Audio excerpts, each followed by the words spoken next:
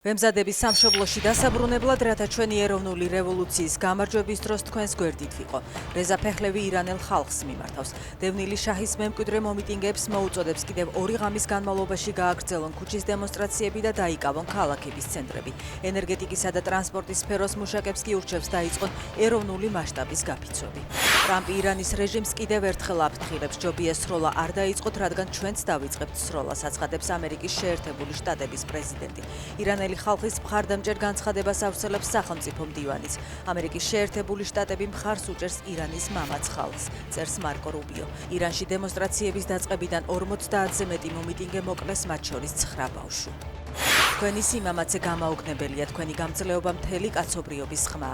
ბათუმისა და ლაზეთის მიტროპოლიტი უკრაინელი ხალხის მხარდამჭერ განცხადებას ავრცელებს. დიმიტრი შიოლაშვილი თითქმის 4 წლიან ომში მყოფ ერს გამძლეობას უსურვებს. ჯერად ადგება დღე, როცა სირენების ნაცვლად თქვენს ქალაქებში სიცოცხლის მუსიკა აჟღერდება, წერს მიტროპოლიტი. სავაჭრო ცენტრ ოქროს კიდობაში გაჩენილი ხანძრის შედეგად დაახლოებით 300 კვადრატი დაიწვა. ცეცხლი სავარაუდოდ სარესტორნო ფარდში გაჩნდა, ევაკუირებულ იქნა 20 ადამიანი, არავინ დაშავებულა.